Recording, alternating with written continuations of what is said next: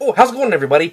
So, yes, we're back for another edition of All In, where I'll pick a rock band, I'll listen to every album, and give my thoughts on it. So, if you're new to this program, the rules go kind of like this. The band in question has to have at least 5 original albums. Cover albums can count, but I generally do not talk about live or acoustic albums unless the songs are mostly in the original form, which we do have an album in this list that is that exception to the rule, as you're about to find out here in a little bit. So, this week, we feature the one, the only, Guns N' Roses. That's right. So, kind of some random memories of Guns N' Roses. They were one of the first current bands I can remember ever hearing. I was probably about 7 years old whenever Appetite came out. And of course, I didn't hear the whole album back then, but I remember hearing like Sweet Child of Mine and Paradise City.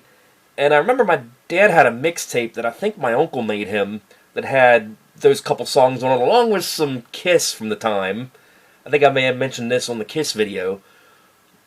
But I remember like Heaven's on Fire by Kiss was on that tape, along with Sweet Child of Mine and Paradise City.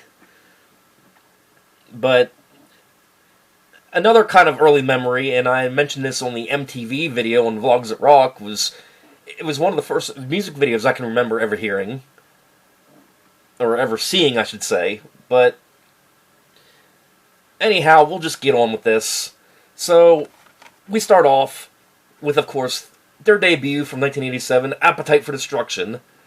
And yeah, I did forget to mention the discography does span from 87 to 2008. And of course, they had a few one-offs here in recent years. But getting back to this album, so we start off very heavy with Welcome to the Jungle. Then we have It's So Easy, Night Train, Out to Get Me, Mr. Brownstone, Paradise City, My Michelle, Think About You, Sweet Child of Mine, You're Crazy, Anything Goes, and Rocket Queen. And I didn't start to hear the whole album until maybe like 10 years after it was released. But, man, love it. Front to back, side to side. Great album. Definitely recommend it. And it's sort of one of those albums where you pop it in and these guys just feels like they're just the life of the party, and they don't give a shit. I would say, like, they talk about the Attitude Era when it comes to music and television. I would say these guys are definitely the beginning of the Attitude Era when it comes to music. Whether it be hair bands, well, not that these guys are hair bands, but whether it be, like, glam rock, grunge, new metal. If there's an Attitude Era in rock music, these guys definitely were at the start of it. But anyhow, yeah, great album. Highly, highly, highly, highly recommend it.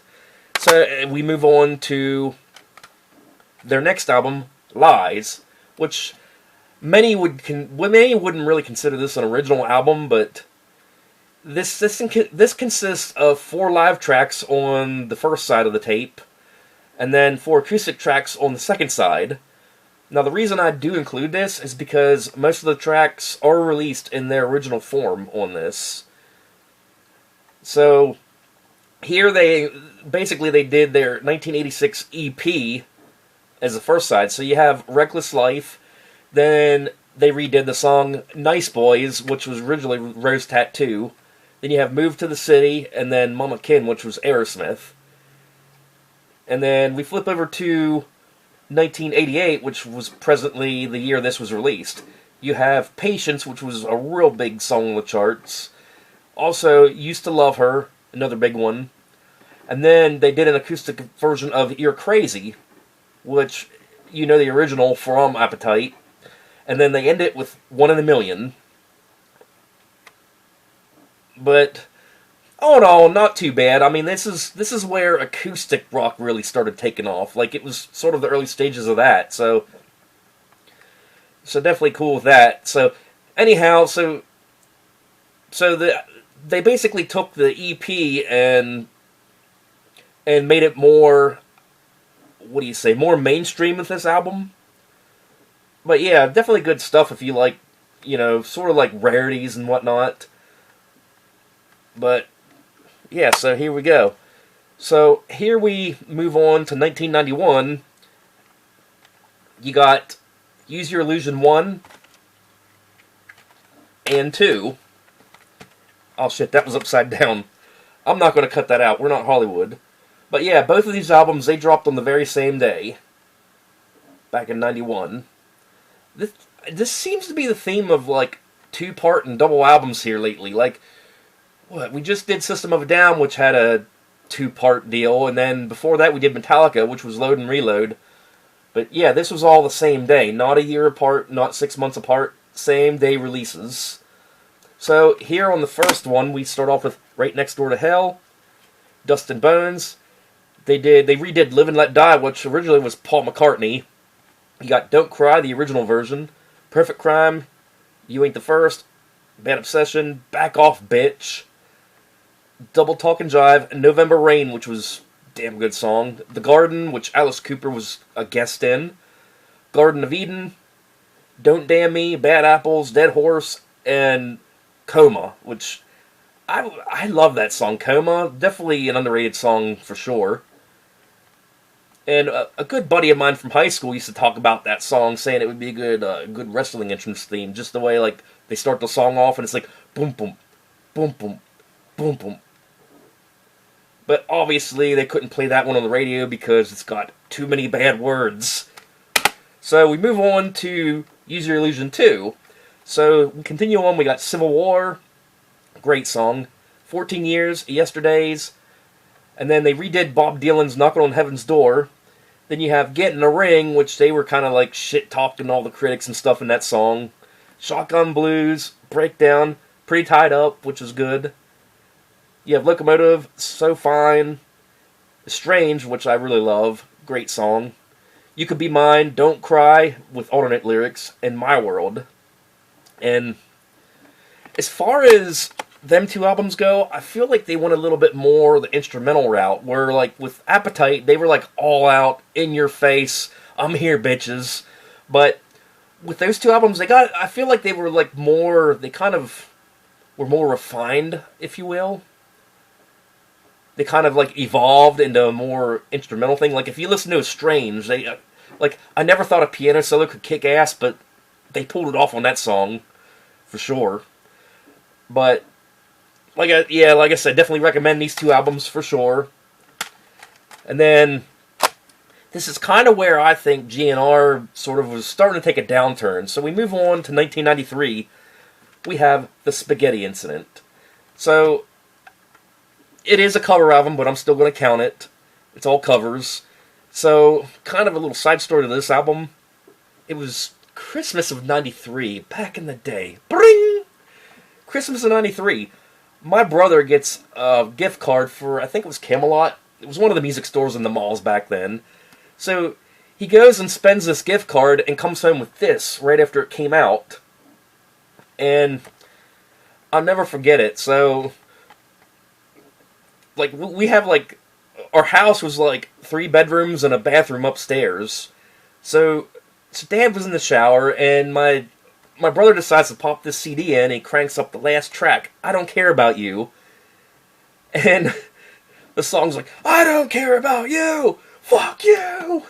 And of course, my dad ended up, like, taking the album from him and taking it back to the store, and I guess he ended up getting store credit then, but I just thought that was a pretty funny story. But this isn't the same CD, obviously. I went and bought it off the Value Bin years later, but we have the songs Since I Don't Have You, New Rose, Down on the Farm, which I believe was the UK subs, and then we got Human Being, Raw Power, Ain't It Fun, let's see, Buick McCain, Hair of the Dog, which obviously was Nazareth, Attitude, which used to be the Misfits, then you have Black Leather, You Can't Put Your Arms Around a Memory, and of course, I Don't Care, which was originally the band Fear. So, I mean, I didn't like that album as much as their previous albums, but, I mean, still pretty good. I mean, the whole memory with I Don't Care About You, that's kind of a nostalgic thing, so I laugh every time I hear that song. Yeah, so the Spaghetti Incident, definitely a must for any GNR fan. but I'm not the biggest fan of it compared to all the others. But and then of course they got the Greatest Hits compilation, and then this is about the time that the band really started to split up, and there were some disagreements, some tensions, if you will. And of course, here in this one they redid the Rolling Stones' "Sympathy for the Devil," and that was like the only new track off of this. All the other tracks were from like the previous album, so they kind of released this to kind of tide the fans over a little bit. And of course, we don't talk much about the live albums, but this is like all live here. They did this to tide the fans over. But yeah, definitely a good live list here. And then we move on. We move on to one that was anticipated for many years and was their least successful. So, I think it was announced in '94 that they were going to release Chinese Democracy. And it took years and years until we finally got it.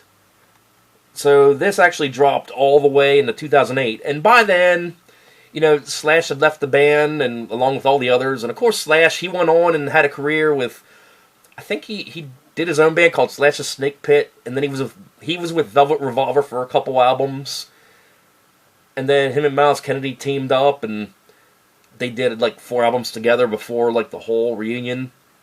But so here we got Chinese Democracy, and so of course we start off. We got the title track, and then Shackler's Revenge, I believe, was a signal from it. So was Better, and then you got Street of Dreams, If This World, If There Was a Time, Catcher in the Rye, Scalped. We have Red and the Bad Ones. We have the song Sorry, IRS, Madagascar, This I Love, and Prostitute, which I can remember. As long as it took them to put this album together, I remember them playing IRS on the radio all the way back in, like, it had to have been, like, '03 or '04.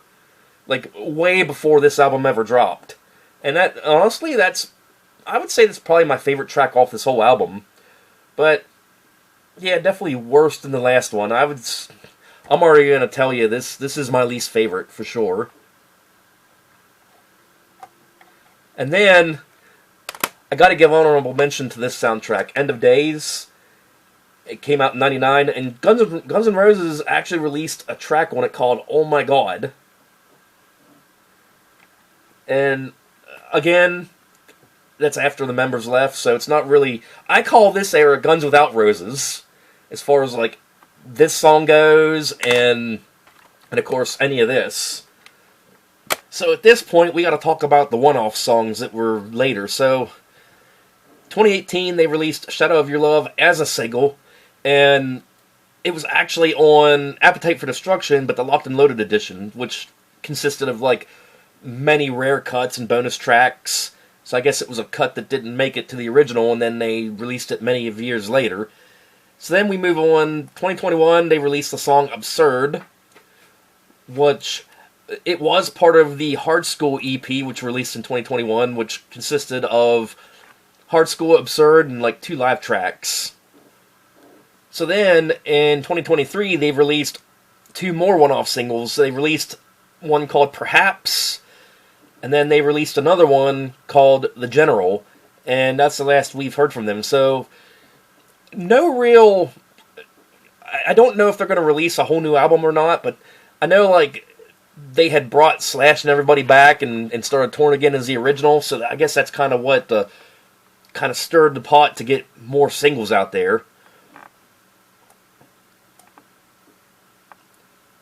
But I kind of remember, like, it was many of years ago, they toured with Metallica, and apparently what happened is the pyrotechnics injured Lars, and they ended up cutting their set short, and then GNR apparently walked off the stage and just pissed off a lot of fans, But I mean, all in all, they're definitely still a legendary band, no doubt about it. Like just in the short time they were around, like from like '87 to like say '93, just in that short time. I mean, they definitely solidified themselves as definitely a legendary band. I wouldn't really call them hair band per se. I mean, they kind of fit the time. but they definitely stood out for sure. So, as far as ranking Guns N' Roses albums go, as far as my favorite and least favorite, I mean, hands down my least favorite would have to be Chinese Democracy. And I only bought the album, I guess, just out of pure curiosity. And I would say like a close, not second, but you know what I mean, like close least favorite would be Spaghetti Incident. As far as Appetite, definitely my favorite. Use Your Illusions 1 and 2, very close. So, I love the first half of them, don't like the second half. And, oh yeah, Lies, that kind of falls in the middle, but yeah, that's my thoughts on the whole Guns N' Roses discography. So, next episode, we sort of stay in the 80s/90s era, but to those of you who are in Central PA or Maryland, they're kind of a local band. So, yeah, find out who it is next time.